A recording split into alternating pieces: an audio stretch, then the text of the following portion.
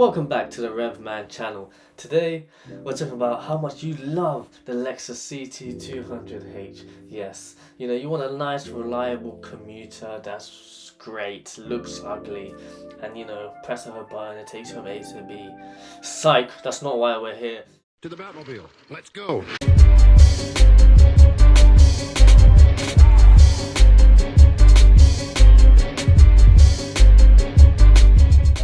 You and I both know that our families always tell us, get that daily, get that nice reliable car, yeah, but it looks like absolute shite, and that's not what we want. We want that old school modifiable Japanese modifiable car.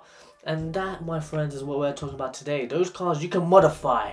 Those cars that are on a budget. And those cars that we love to drive, brake, and do crazy things with it. We all have those big dreams and aspirations of having a 2JZ engine, drifting around the corner on the roundabout.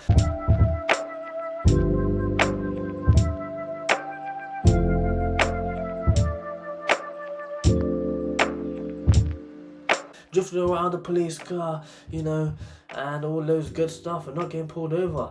And that's what it is. We all like that style. We want to stand out. I guess that's what we're talking about today. Today's video is all about that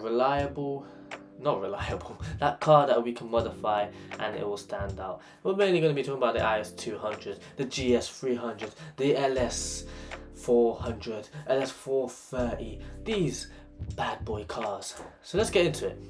But first we're going to talk about the first Lexus I ever had, which was this lovely piece for 3K I think.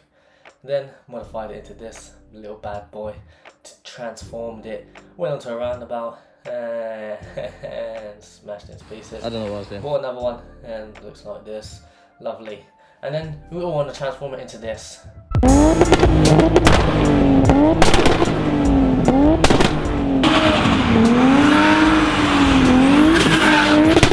Anyway, IS200s, they go for about 2 to 5K, you want a sort of cheap range. Yeah, look at this, 2K, 2.5, 110K miles, you got one 3K at 60K miles. They're all good, lovely, standard cars. So when you bring it home, your parents are like, wow, what a lovely car you have, until they see the modifiable stuff you're going to do to it. Put BN bumpers on it, make it sound crazy, make it do crazy things, do the diff, do everything, and add a turbo to it. That's what we'd like. And then drift it around, and then it completely transforms the car, and then you're a cool JDM guy. Yes. And then you're gonna do something just like this.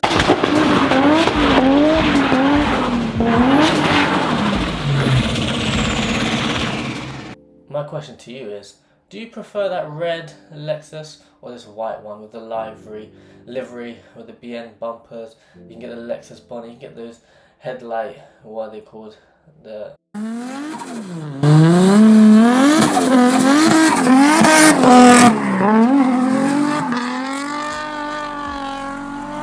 Please guys, subscribe, like, share, notify yourself, let everyone know, and we're trying to hit 10k subs. So I'd really appreciate if you could subscribe, if you could share, if you could do all these great things. It would really do me a great service if you do like this video. Next we have is the GS300, the daddy of all, with a 2JZ engine. Look at how lovely this looks. Just looks so great, just stock. The perfect family car, as you want to call it. And it just looks meh, meh. But little do they know what's under the bonnet, that 2JZ GE non-turbo, until you slap a turbo in there and boom. It looks weird like this, but it's so comfortable. It's got this free alien head type thing. The steering wheel comes out, it's wow, don't know what more to tell you. And people customize it and they make it look like this.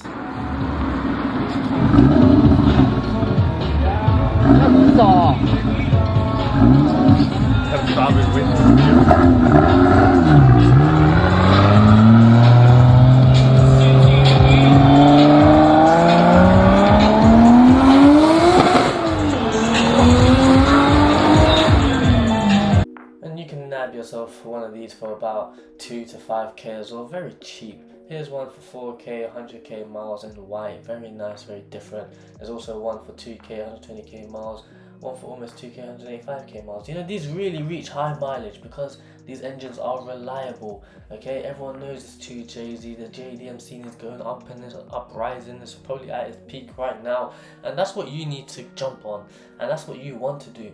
So, you know, this is a battle between the GS and the LS and the IS. Really, it's what you can afford. What is your taste? This is more of my taste now, since I've had the IS 200s and modified them. This would be my next. What do you guys think? Maybe if I hit 10k subs, I'll get one of these and modify it all the way, slam them, put some nice BBS rims, put the whole kit on it, put a turbo in there, do up the whole interior like a VIP JDM build. But yeah, anyway, sorry as I digress. These are very cheap, very reliable, and not too fuel consuming, but you know, the road tax might be a bit high, but you know, still affordable. And yes, there's a lot you can do with these. Very modifiable, a lot to do. Insurance isn't too bad. The LS400, oh boy, look at this.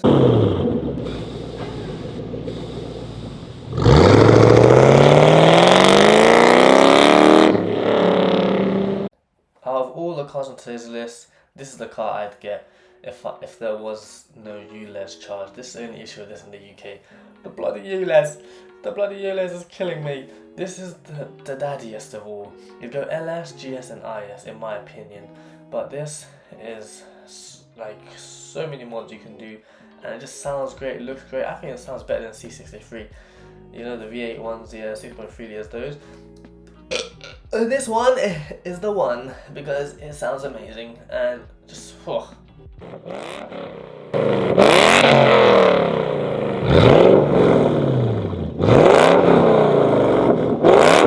Sorry, just had to go to the toilet really quickly, wet my pants on that sound and how it looks and everything. Anyway, if you are someone who can enjoy one of these bad boys and you know, don't care about the ULEZ, you're happy to pay those daily charges or whatnot, or maybe you don't have that to suffer with, then you can cop yourself one of these bad boys. Yeah, these very would highly recommend over all the other cars if you could get there. And you know, they're cheap in terms of insurance, in terms of maybe not so much on gas, but you can get those what they call when you put in the boot and then it goes on the petroleums, not petroleums, but you can drive it. You know what I'm on about. If you know what I'm talking about, leave in the comments. But yeah, they run from like 5 to 7, 8k. A bit high mileage, but you know, they do the job. Sooner or later they're going to become the 40-year mark, and then what? They're going to go up and up in price. So maybe it's worth getting them now, sooner than later. But yeah, as you can see, just absolute beauties. Just as they are, as it is, to be fair, so can't go wrong.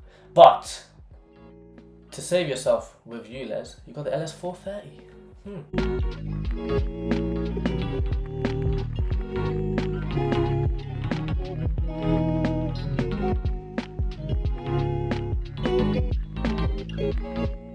Yes, there's so many things you can do with this. The only issue is I don't like the front too much. It doesn't look like the LS400 too much, but as you can see, they're still VIP, very high end.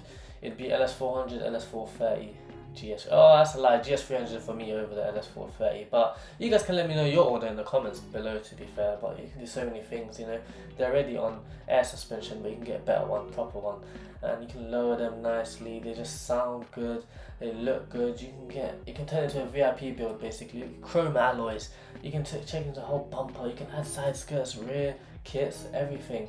Exhaust. And yeah, you know, just wow, look at them.